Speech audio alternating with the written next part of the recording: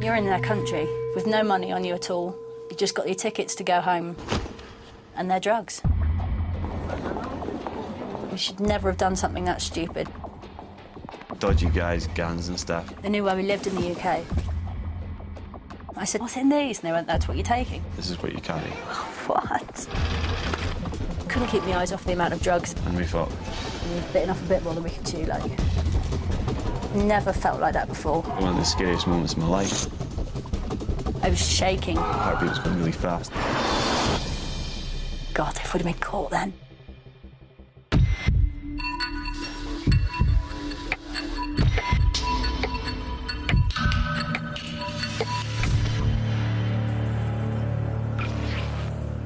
In Scotland, I was working for BT.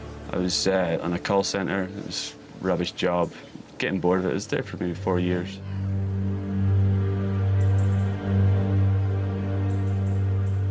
I was working in a kitchen in Exeter, just working God knows how many hours every week, like 50, 60 hours a week, trying to keep the kitchen afloat. And never got any time to myself, and even when I got paid, still problems with the rent, trying to just keeping on top of things. Absolutely appalling.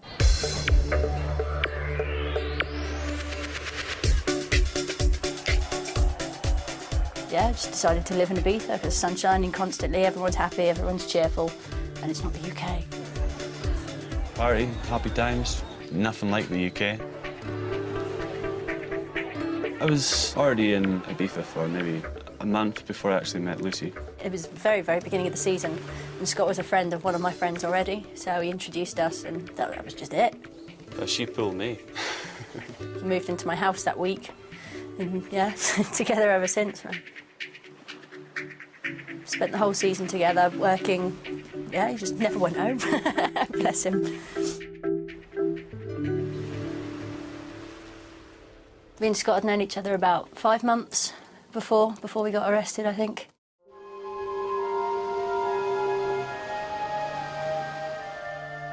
When the season starts coming to an end in Ibiza, it's really nerve-wracking. Most people tend to go home, go back to England, go back to their respective jobs or their respective wives or whatever they do. I didn't want to go back this year, and I know Scott didn't want to go back to Scotland either.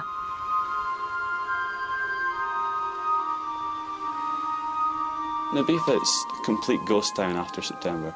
We didn't really want to stay in Ibiza for the whole time, you know what I mean? Lucy done it before and says it's really boring.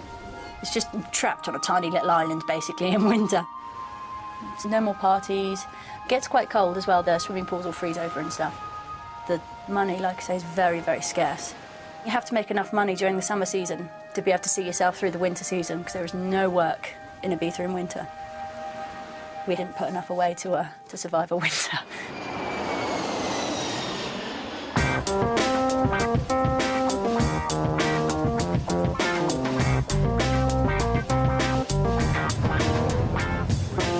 We got 2 cheap flights, got to Amsterdam, booked ourselves into a hostel. You know, they do tiny little like pensions like they do in France, like really, really cheap. We paid for the hostel for 5-6 days. I thought this should be enough time for it to actually find some work. We were just going into every bar we could come across. It looked decent anyway. We were just trailing around bars, and seeing if we could actually find some work. Just going in, sitting down, having a few beers, chatting to people, going on to the next one, having a few more beers. It was an excuse for like an extended pub crawl, but job hunting at the same time. Yeah, it was good.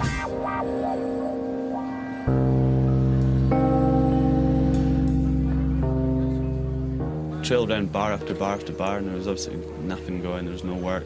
We didn't have much money at all. We were pretty broke. We didn't even know if we had enough money to go back to the UK. We were becoming desperate.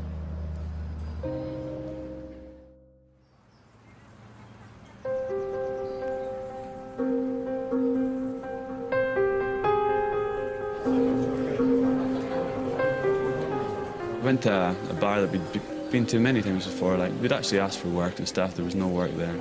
I remember sitting at the bar with Scott. It's a dark, smoky little, proper little, small, dark, dingy Amsterdam bar. A guy came up to us. It's a guy we didn't even know. Came up to us, bought us a couple of drinks. A Dutch guy.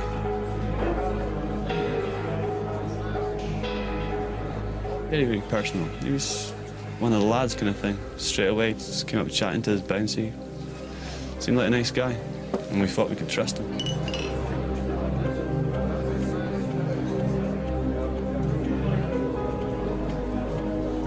He said, "I've seen you walking about looking depressed with no work, and I've possibly got some work for you."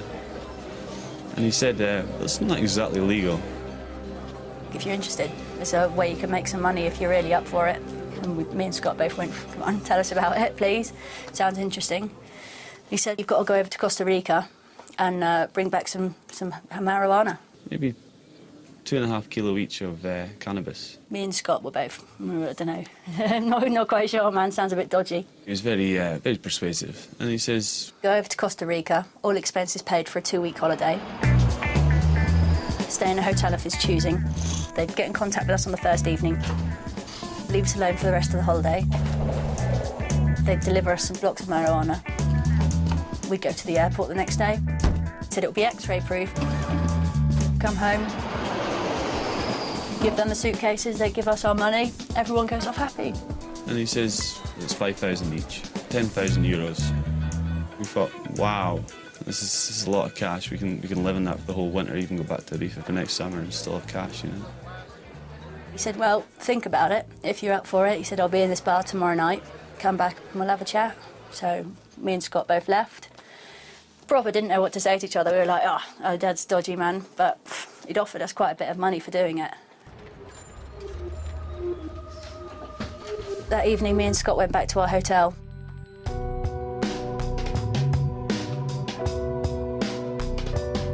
We were actually broke, so we were actually panicking a little bit. Like, we didn't know exactly when we get back to the UK. There's maybe a couple of days left of our bed and breakfast we paid for. Me and Scott were both discussing the pros and cons of obviously what was going to happen. The major con obviously being getting caught. We knew it was absolutely stupid to transport stuff through customs and through airports. We thought if we were going to get caught, it'd be in Costa Rica, which is not a really nice place to get caught in. But no one gets caught. Everything's safe. And plus, it's legal in Amsterdam. No one gives a damn about the stuff. Lucy thought it was a better idea than I actually did, so I decided to actually flip a coin. Scott was like, "Right, I'll toss a coin." So I was like, "Right, fine, we've got to live by the results, so no matter what the results say, we've got to live by them." Scott's like, "Yep, definitely, definitely." So he flicked a coin. Never done anything like this before. You read in the books about people that have got locked up in Thailand and stuff. I remember reading a couple of months before we left, Forget You Had a Daughter. That was by some bird that got locked up in Thailand. Fantastic book, and I was reading it going, oh, poor girl. Absolutely terrible. But yeah, you just don't think it's going to happen to you, do you?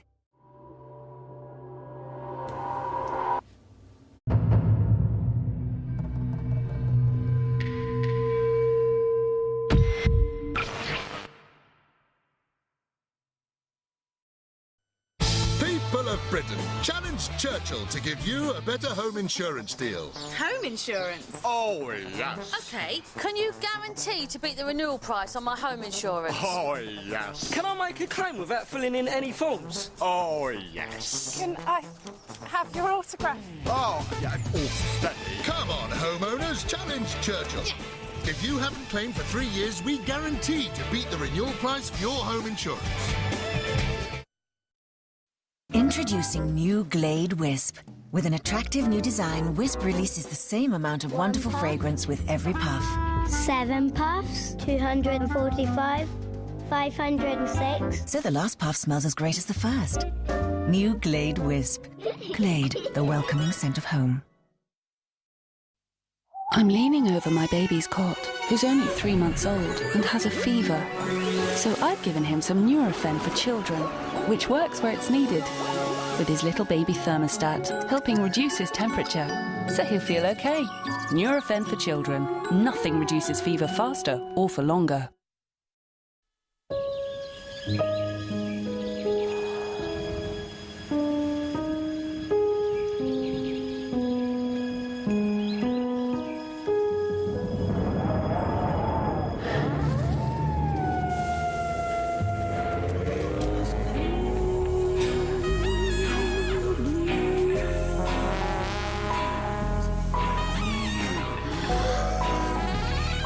Two for one. at Specsavers. To unblock plug holes, don't use bleach because it's just too thin, even the thick ones.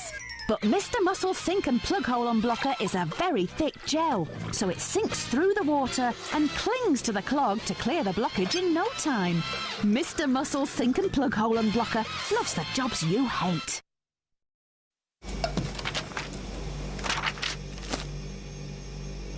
I think you'd better set the table. Fast.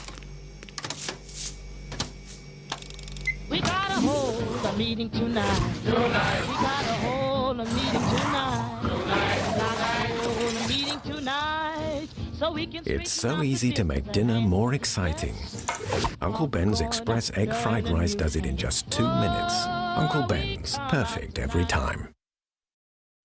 Right now at Subway, get a delicious 6-inch sub of the day made fresh in front of you and an ice-cold Coke Zero for just $2.49. Subway, eat fresh. Hey, how many other beans have got a ride like this? Just look at the custom paint job. The 3-inch metallic rims. And you all know about the sumptuous orange interior. Hot. Or cold. Come on, drop the lid. Take it for a spin. It's a classic, I tell you. A classic. Check out the badge. Beans means Heinz. Sainsbury's Taste the Difference range has hundreds of new things to try, like this marble-topped chocolate cake. Try it with a splash of chantilly cream. And with no artificial colours, flavours or hydrogenated fats added, you can add your own touch of zest. Sainsbury's, try something new today. Budia loves to run.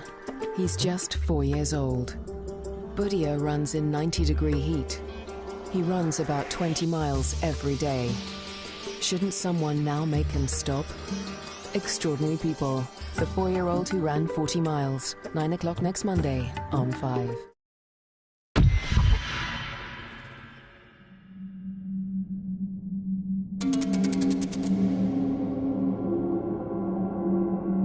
At that point, we were actually broke. We didn't know exactly where we were going to get cash from. We didn't know how we were going to get back to the UK.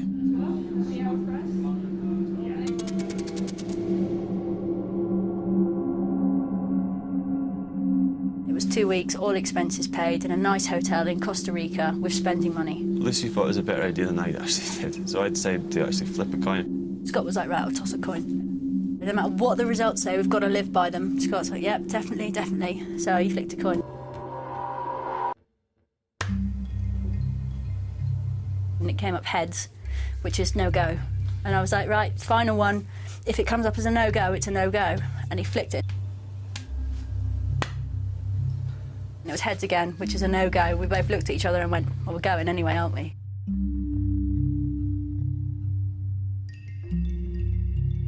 Yeah, totally ignored the coin toss. I convinced myself, well, a few beers, a few vodkas, and it was... that part of my head just kind of took over and says, let's do the job.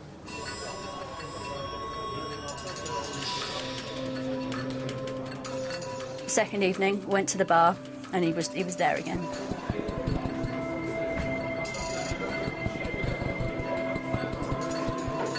Said if we thought about it.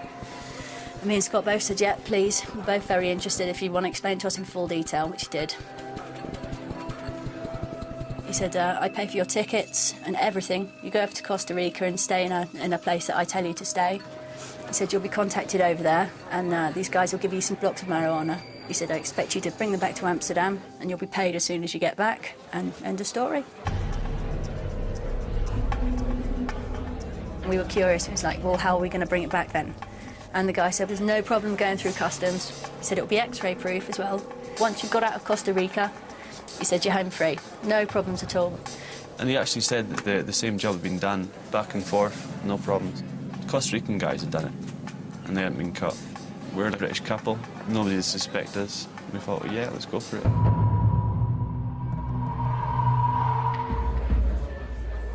We agreed, no problem at all. We thought, yep, sounds like a good enough plan, man, no risk. I think we both thought we were kind of invincible, actually. He took photocopies of our passports and everything, so he knew where we lived. He knew all the information about us. We knew where our family stayed, and he said that was perfectly normal. So we knew we couldn't jump out of it in the last minute or stuff. He turned around, gave us our tickets and said, "You're flying out tomorrow." And we were like, wow. And you got to remember, we didn't know what we were going to do for the winter, man. This was a 2-week, all expenses paid holiday to Costa Rica, man.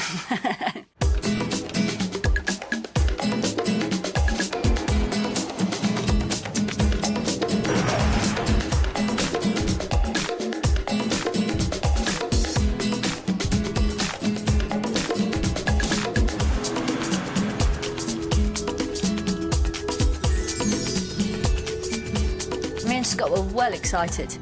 It's like being little kids again, doing something really bad. Me and Scott were laughing our heads off. We couldn't believe it, though. Big grand hotel. It was big foyer, marble floors, proper nice 4-star hotel. Both kept looking at each other and we were like, what are we doing, man?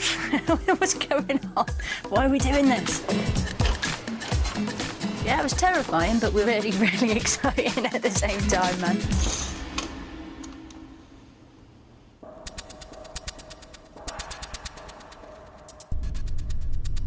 We were told when we were in Amsterdam that on the second night, someone would introduce themselves. We knew we had to meet the guys to show that we'd actually got there and that we were ready to do the job. They said to us, if you go out at all on the second day, wear a cap. There's going to be people around, and if they see you wearing a blue cap, they'll be able to recognise you more easily. So when I left the house that day, I had to wear a blue baseball cap. Lucy wore the cap. We had to go and meet them just maybe the next block from the hotel itself. And they were going to recognise us, kind of speak to us. Me and Scott were deadly nervous, man. Deadly nervous. We're like, oh no, what are these people going to be like? They're going to be gangsters or something. Yeah, I was looking out for them everywhere. I couldn't see anyone that looked like a suspicious cartel dealer, do you know what I mean? So if they were there, we didn't see them. Didn't see them at all. And I really was looking. But it wasn't necessary as they came to our rooms anyway.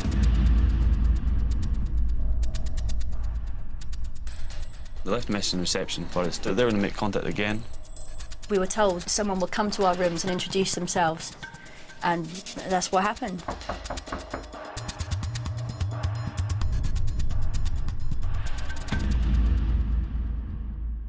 Two Costa Rican men. One spoke tiny little bit of English, the other spoke none at all. We kind of got the general idea. They were just happy that we'd arrived. They were checking up on us. They were big guys. They were kind of dodgy-looking gangsters. But we kind of expected that. Had minimal conversation. They weren't in the room for any more than 2 minutes. Said, have a nice holiday. We will be watching you occasionally.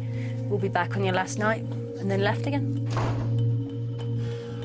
Everything was as planned, as we've been told. And there was absolutely no problems and no hitches, and we thought everything was good as gold.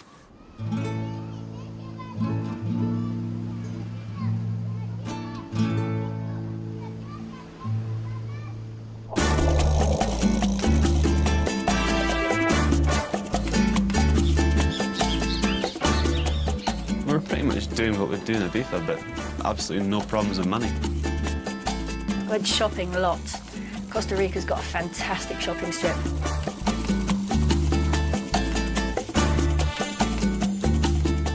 No, we had a great fun. Really enjoyed ourselves. Really did.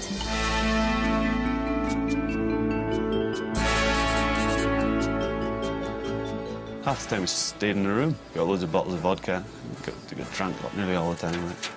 So it was just happy. It was fantastic. I've never actually abused a room service system so much in my life, man. Proper. Yeah, it was really good.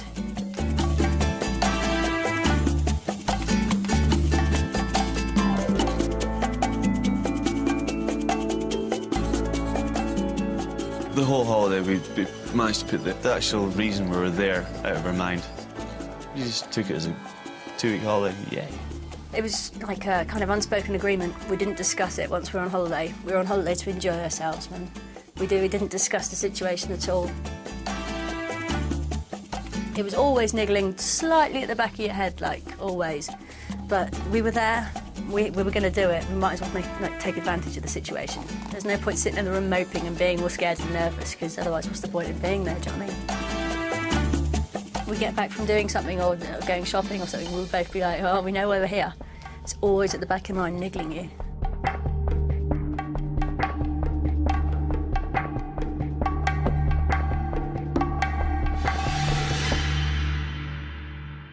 We didn't even contemplate worrying at all until maybe the night before we were going to get the stuff. When it got close to the last day, then we sat down and went, right, we'll work out what we're going to do now. But starting to get more and more nervous at that point. So we were obviously pretty nervous that day. Like, we knew it was the last night, and we knew we had to do the stuff, and we had to do the trip the next day. We thought there'd just be like a couple of little plastic bags that we'd be putting under our clothes and suitcases and stuff. So we knew we had to meet the guy.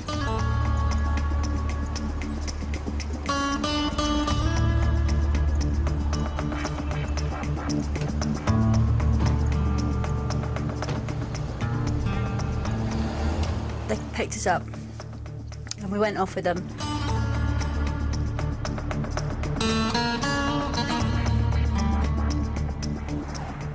And just street lights passing by, and I just looking at Scott.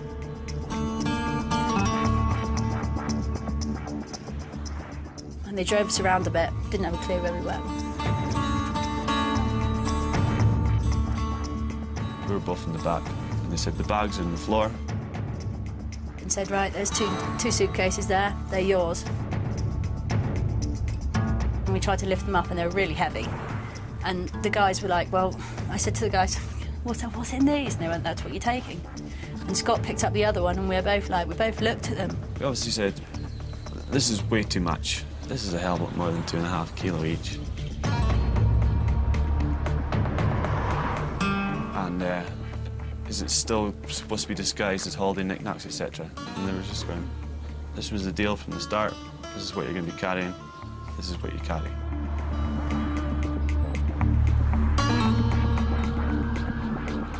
And this is when we felt a little bit intimidated by the guys, like, because they obviously were dodgy guys, gangs and stuff, and we thought, what can we say now? We're pretty much stuck.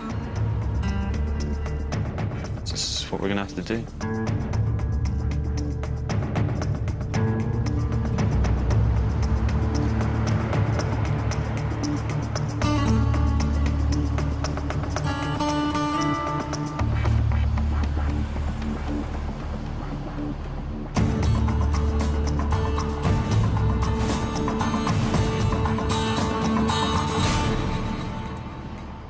After we left the car, we thought, whoa, we've been conned here, what are we going to do now? We obviously couldn't do a runner because they were obviously going to watch us and make sure we didn't do anything with their stuff, you know what I mean? And obviously they wanted us to get in the plane.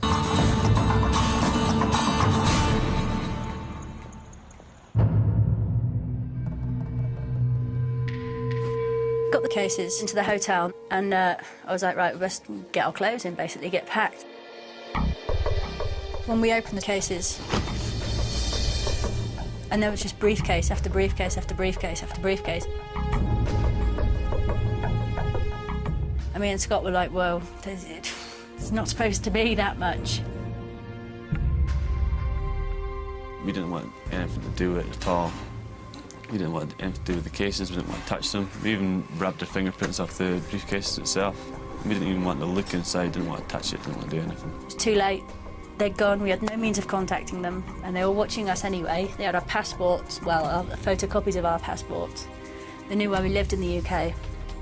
So just get on with it then. No, we've spent their money. We had 2 weeks in a hotel paid for by them. There's nothing you can do, just do it. So we just went along with it then.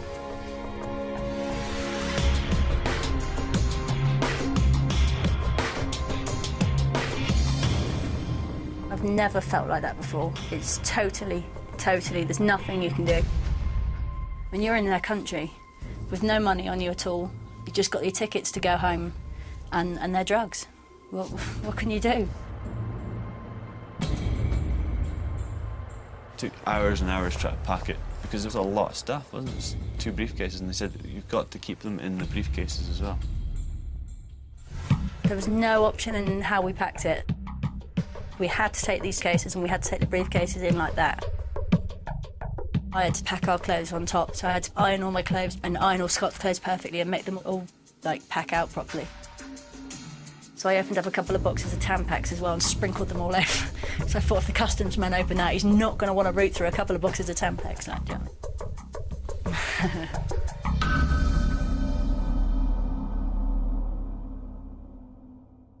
It's definitely very much out of control from the moment they gave us the suitcases and we realised bitten off a bit more than we could chew, like.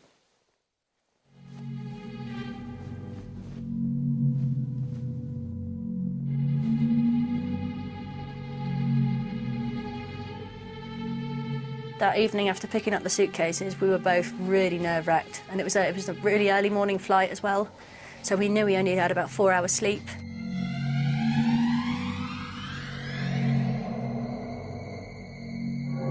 Yeah, just tried to get our heads down just for a few hours. We didn't sleep very well because it was just pure nerves. It wasn't easy, man. It was a proper bit of 4 sleepless hours.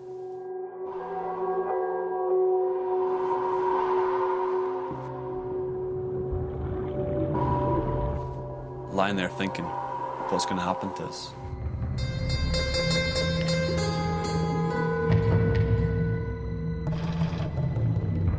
We're going to get caught in customs, or we're going to get our bags searched. What's going to happen? I was trying not to think too hard about it. If you think about it, you're going to look guilty for a start. I think I was trying to just be really easygoing and just go with the situation.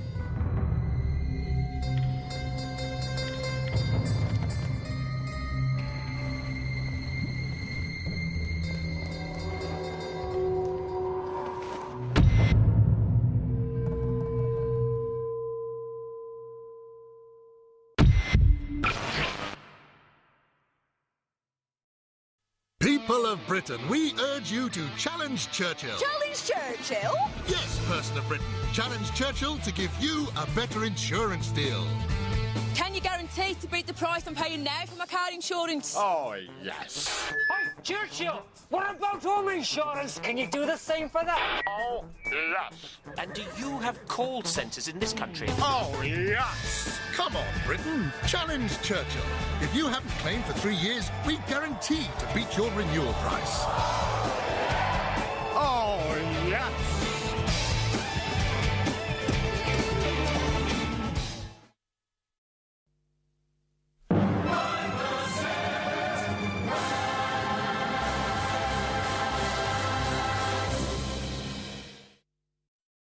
Stand by.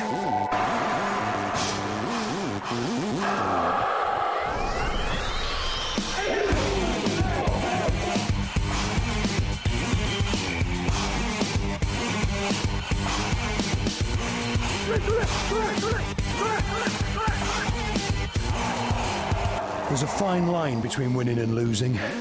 Sometimes, just a few millilitres. You can now get AOL wireless broadband with a free router for just $14.99 a month. Do we really need wires to communicate? Kids can get a lot out of something simple. It's a climbing frame. It's a hiding place. It's a lightsaber. And there's nothing simpler than the single grain of rice we use to make each Rice Krispie. It's a lookout. It's a poo stick. Kellogg's Rice Krispies. The simpler, the better.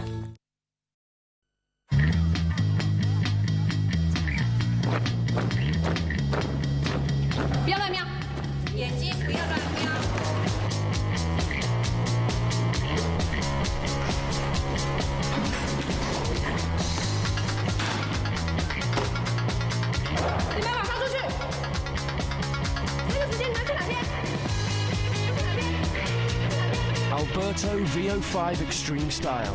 Break the mold. What I want is to really get rid of bad odours. What I like is when it smells fresh and clean. What's so important is that House doesn't just mask bad odours. For me, It's Oust, definitely. Oust really works. Thousands of people have voted Oust Product of the Year. Don't just cover up bad odours, get Oust. And for your bathroom, the Oust Mini Spray. It's just perfect to get rid of those nasty bathroom smells. SC Johnson, a family company. It's got to be tonight, right? It's got to be tonight. Did you know that thousands of men are impotent because they smoked? Probably not, because they don't like to talk about it. Every cigarette you smoke causes fatty deposits that restrict the flow of blood to your penis. And this damage is happening right now. For help and advice on giving up, call 0800 169 0169.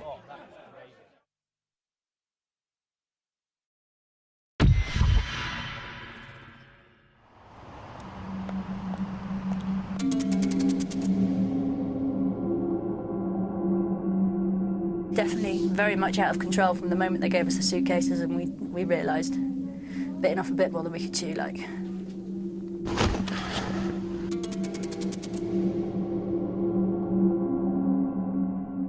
This is way too much. This is a hell of a lot more than 2.5 kilo each. I mean, Scott were like, well, it's not supposed to be that much. And they were just going, this was the deal from the start. This is what you're going to be carrying. This is what you carry.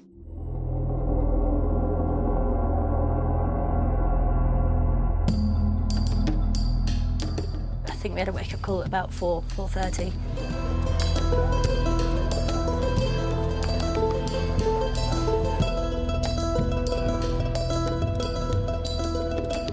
Literally got ready, flew around the room, got everything together, showered, changed, straight into a taxi to the airport.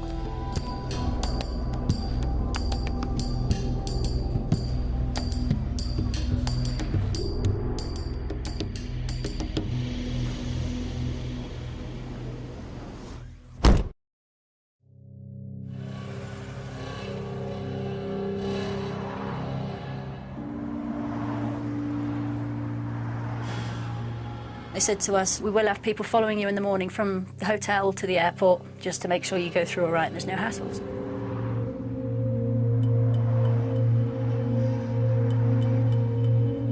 Could have been just hyped to get us to the airport. But at the end of the day, we did have a hell of a lot of their drugs on us.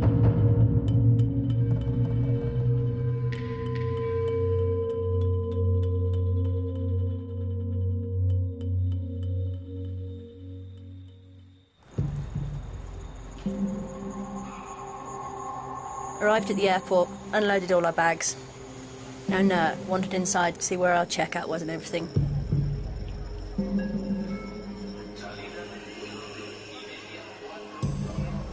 The flight was one big long stand,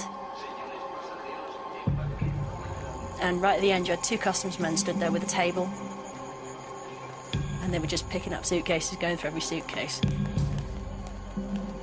We both realised that this could be a problem. A big problem. Oh no, what are we going to do? They're checking all the suitcases.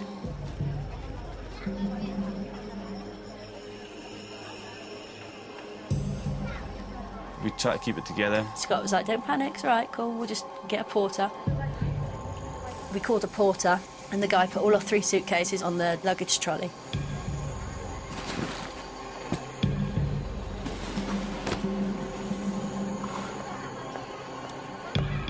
And he walks through with us. We're walking along behind, and you've got to remember, you try not to look nervous or anything. You've got to completely put it out of your head. You can't think about it, because otherwise the whites of your eyes are going to be showing, man. They're going to pick you up in seconds. Do you know what I mean? The heartbeat was going really fast, and we were sweating a bit.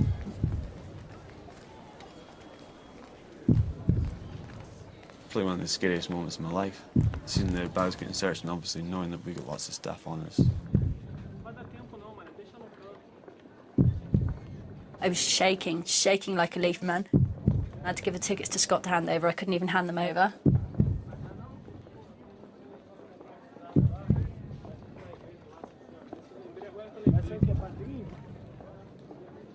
And we thought, if it happens now, it happens now.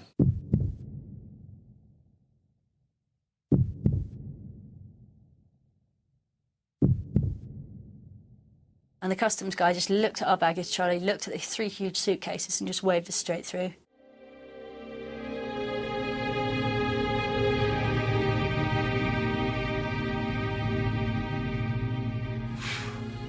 This is it. We've passed it. Wow, we've done it, thank God.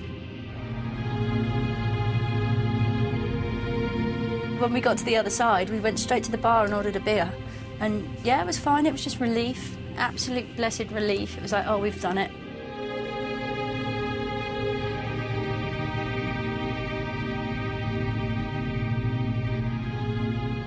The bags were going to be put straight through Amsterdam. We'd never see the bags again. We thought, we've gotten away with it. We were absolutely delighted.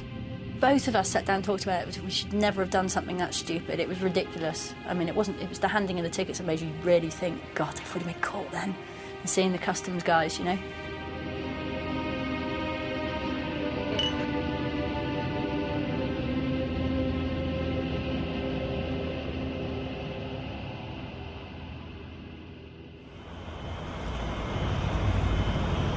Boarded the plane and, oh, the relief, man. There wasn't any, like, army outside ready to stop the plane or anything like that.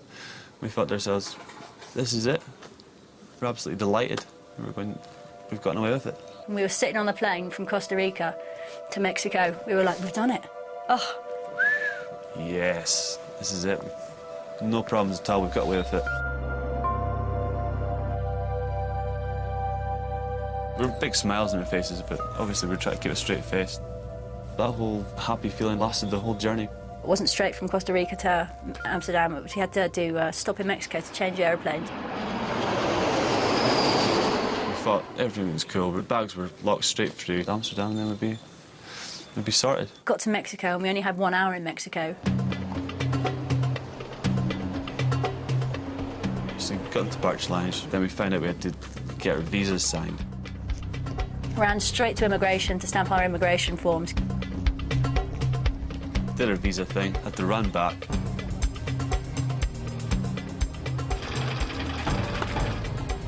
By the time we'd done that, that was an hour. And they'd already called like flight on our plane. So we legged it straight to our booking desk, handed in our tickets, handed in our immigration forms. And there was quite a few people standing around the desk, like official-looking types.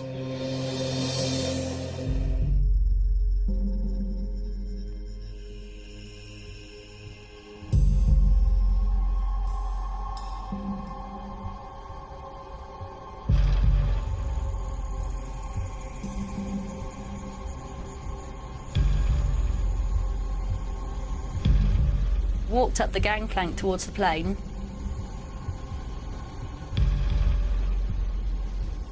We could actually see the doorway of the plane.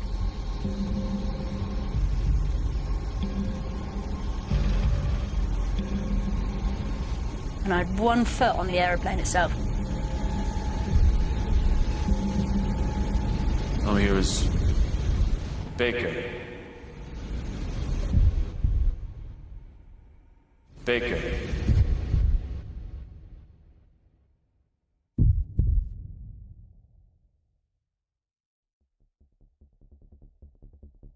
You knew in our hearts that it was because they'd actually searched the bags. I knew there was no other reason on earth why they would call me back, apart from the fact that they'd found the drugs. We've seen a customs guy, a federal cop, a gun, cuffs, holster.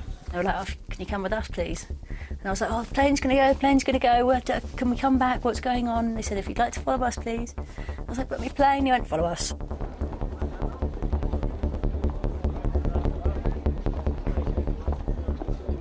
It's really hard to describe the feeling. It's the most nervous and scared I've been ever. So we followed them right the way down to like the bowels of the airport, then. All the way through these little rooms and passages and through past all these X-ray machines until came to this one room. And our suitcases were just spread on the table.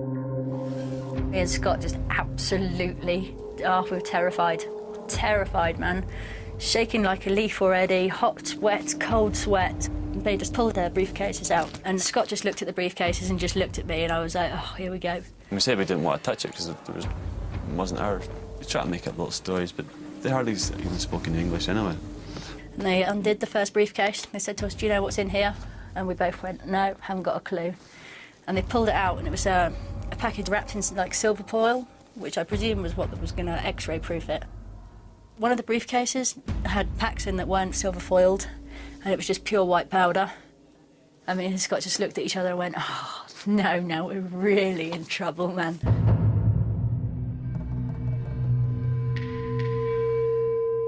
This is when I actually realised it was coke. Big kilo blocks of coke. They were sticking the tester into it and checking out the gauge of what the cocaine was, and then testing it themselves. It's the coppers in the airport, and testing it themselves, going, "Woohoo, that's really good," and all this stuff. It's the coppers, man. Snorting it in front of us and everything. And they picked it up, weighed every single kilo, and came to 17.5 kilos. And it was pure Colombian cocaine, apparently. Yeah, man. Oops.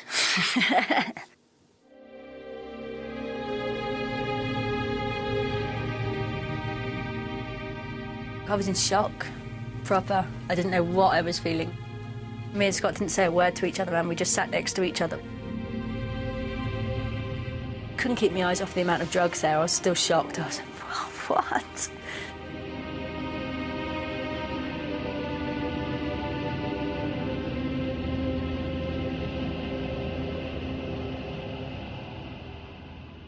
After they'd bagged all the drugs up and everything, taken them away, and they took us off to the police station. And they took Scott and me off separately. We were pretty much pointed by a machine gun to the vans outside. And they had an M16 pointing us at all the time. Sirens going, really crapping ourselves at this point. Huge great guns, man, huge.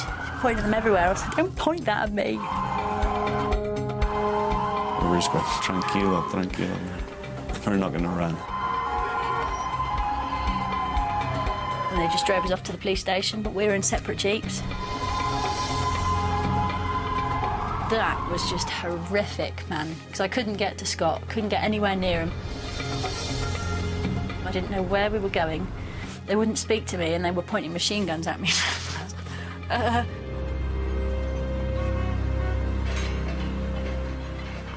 We were taken directly to the main police station, and we were taken to this detective.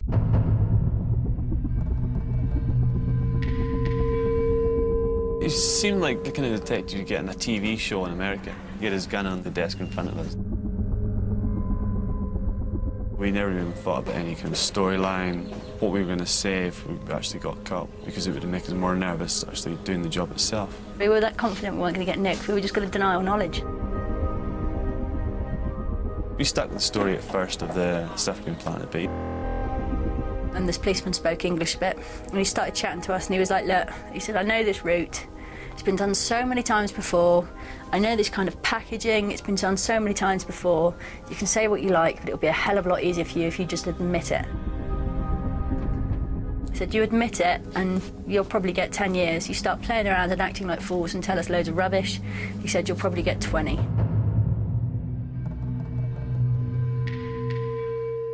We didn't believe him at first. Then we actually started asking them what were the prisons like in Mexico, and they were going, "They're horrible." And at that point, I just started crying, man. I was bawling like a baby. Just going, "What are we going to do? What are we going to do? Like, we're done for. We're going to get raped in jail." Me and Scott were like, "We just tell him it's ours," and yeah, we did. And yeah, we just agreed to tell him the truth.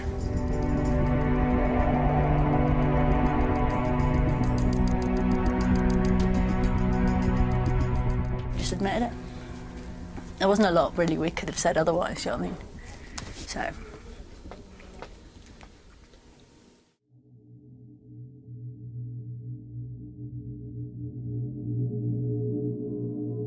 We spent a day and a half in the holding cells. That seemed like the worst part of it. We didn't know what was going to happen. Were we going to see each other again for 10 years? We didn't know anything.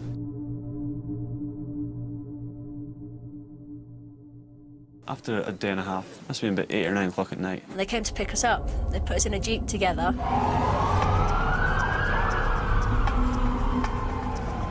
They had me handcuffed, sitting on the floor. But after maybe 10, 15 minutes, they took my handcuffs off and let me sit beside Lucy. The guards in the Jeep with us were like, yeah, sit on your boyfriend's lap, sit next to him, you can kiss him, it's going to be the last time you see him for ages. We didn't know what was going to happen then, we didn't know if we were going to see each other again. So I gave Scott a kiss goodbye and I said to him, keep trying to phone the embassy, just nag everyone until you can get through to the embassy and I'll do the same thing and I'll see you as soon as I see you, basically.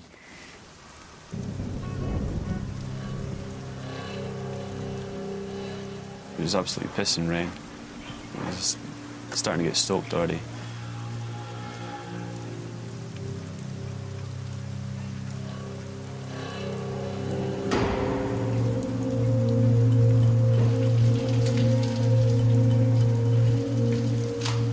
Taken round a kind of concrete garage, made me strip off, hosed me down.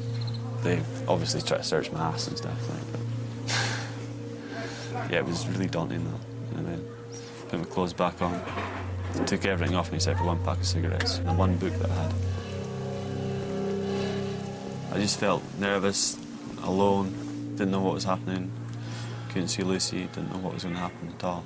They reversed the Jeep, drove round to the other side of the prison and then got me out as well. And I'm still wearing what I was wearing for the flight. Took me into the main gate to the prison and said, there you go, new recruit, there's the paperwork, off you go. And then just left me there. And Scott was gone.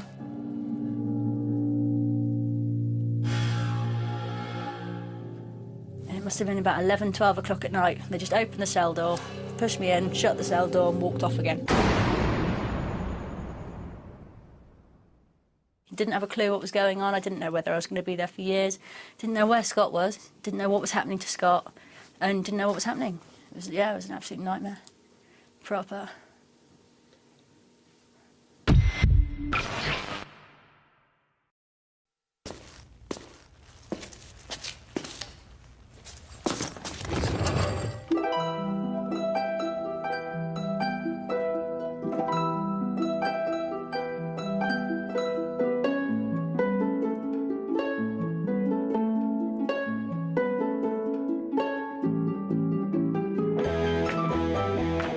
Jameson Irish Whiskey.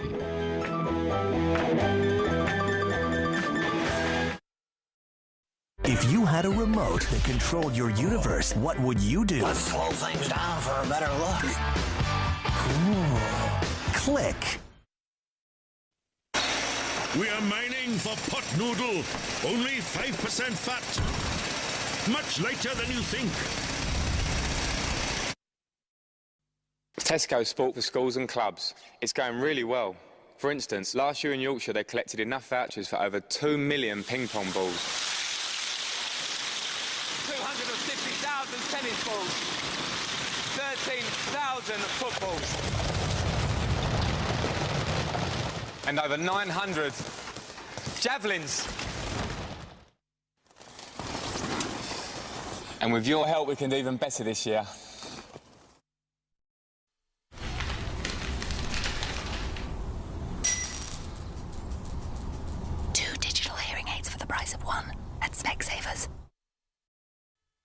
Oh, great, a spot. It'll never go down before the party tonight. Just use this. New Clean & Clear Advantage Spot Treatment Gel works so fast that it could start to reduce redness and spot size in just 8 hours. New Spot Treatment Gel. Clean & Clear and under control. And now add new treatment cleansing wipes to your daily routine. For all those who like to enjoy life, we've created New Adares. New Adares. Let's stay strong.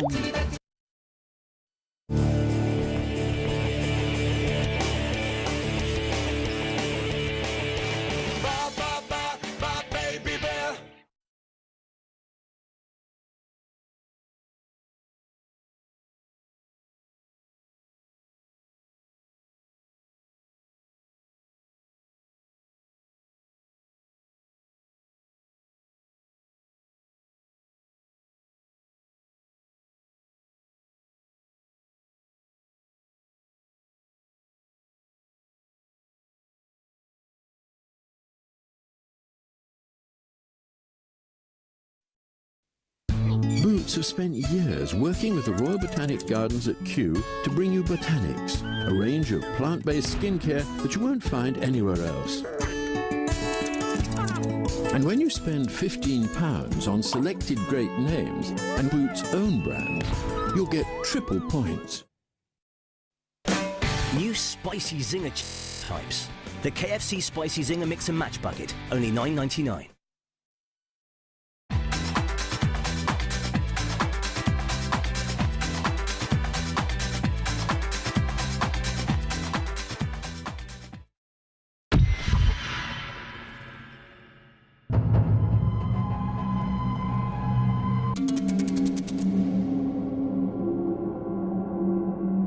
The detective said, you're looking at least 10 years.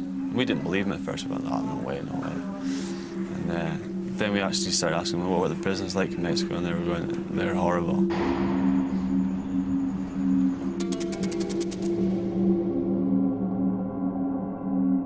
They put you in a room with occasional windows with bars in. The judge is somewhere on the other side of that room, and your lawyer chats to him, but you just sit in a corridor, in a bare corridor on the floor all day, whilst they chat away. The lawyer was a woman, and she was just no help to us at all.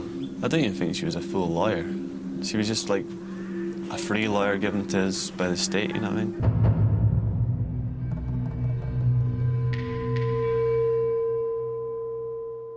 Yeah, it's about 10:30 in the evening, and I was sitting in my room, and I knew the sentencing was due any time. But I got a call to Juridico, which is the office building in the prison, and I went up there, and there was just one lawyer stood there with a piece of paper which just said, you've been sentenced to 10 years, and that's it. Sign on the line, that's it. Sign on the line, and that's your 10 years, man. Yeah.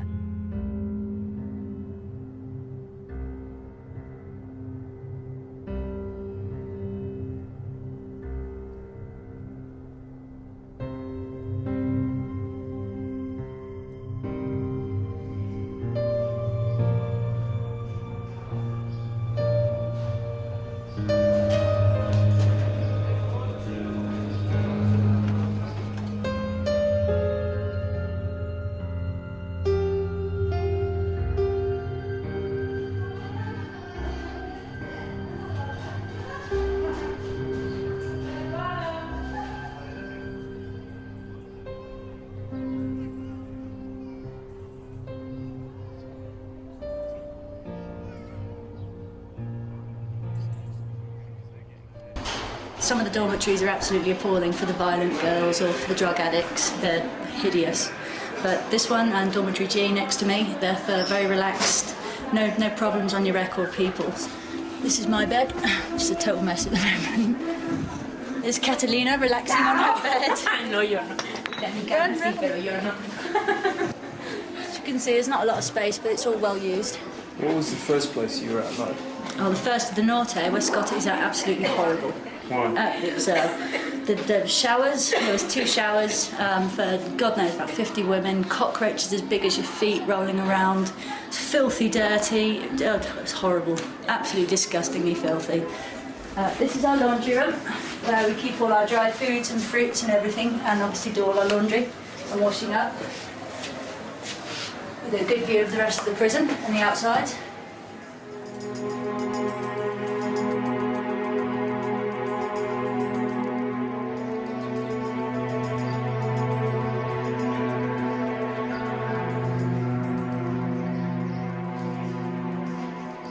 Terry's bed, Marcos's bed, Ping Pong's bed.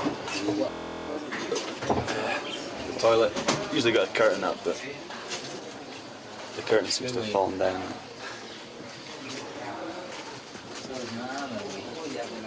And do you get any privacy? Not much when you're privacy for. You're in a cell with 7 people, you know what I mean? Not much privacy.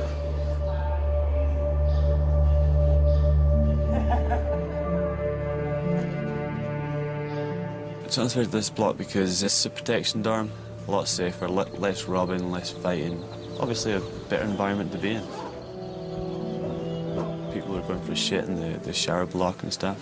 People were pissing in the hallways. The place just stank all the time. Tramps and stuff, walking about, looked like they were full of disease. At one point I got My trainers rubbed off my feet. Spend my days here, sleeping a lot, reading a lot, talking to my roommates, eating, nothing much else.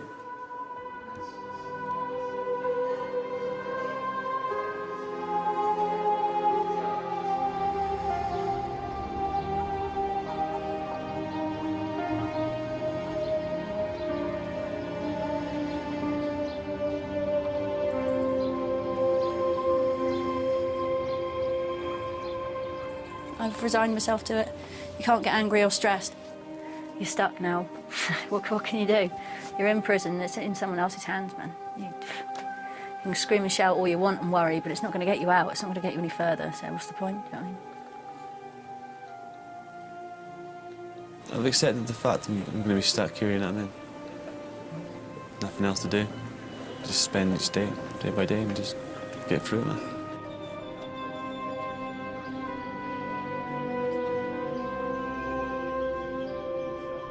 Not much fun to be had in here. They stick me in a room with hundreds of other females and no pub and no beach and no fun to be had anywhere. Yeah, that's prison, man. Yeah, definitely kind of curbs your fun side.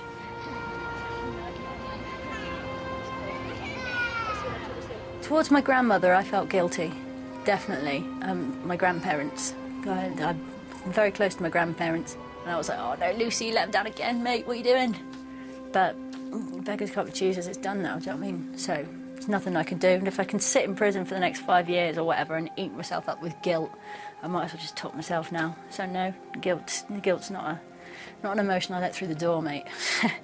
Guilt, worry, anything like that. Any kind of disturbing emotion that just drags you down, just don't even think about it in here. It's the thing that's got to be done. We've got to stay here, we've got to be jailed. Just did a stupid move, I'm paying the price for it.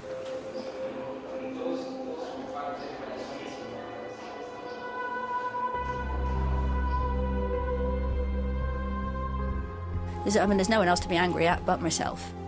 Thought it'd be a walk in the park and it wasn't. And so yeah, we were very naive. It's the lull of the money at the end of the day. There would have been, wouldn't have had to work all winter, no hassle. So yeah, greed and naivety, greatest downfalls. Yeah. I'm just living things day by day now, hoping for the 5 years to pass quickly, get transferred back to the UK, get freedom, try and live a normal life again, you know what I mean? Yeah, you try not to think about when you get out because it seems like such a long time away, and if you start making plans now, then you start thinking on the plans now, and then you kind of lose the fact that when you're here, you have to focus on the present. You really, really have to keep the present in focus, because, yeah, otherwise you get too depressed, man. You start thinking about what life's like out there, what you're going to do when you get out, and then you realise you're not going to get out for a very long time. So, no, you don't. You just don't plan anything. Best not to plan anything, ever. No, I just got, focus on the present, man. One day to the next is definitely the best bet. Yeah, it's got to be.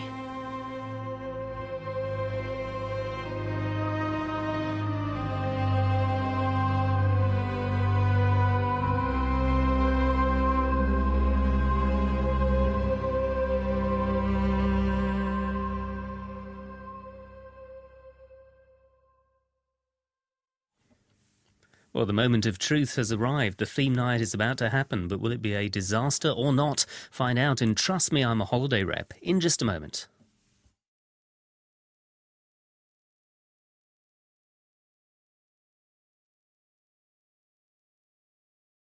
Are you going to pull those pistols or whistle Dixie?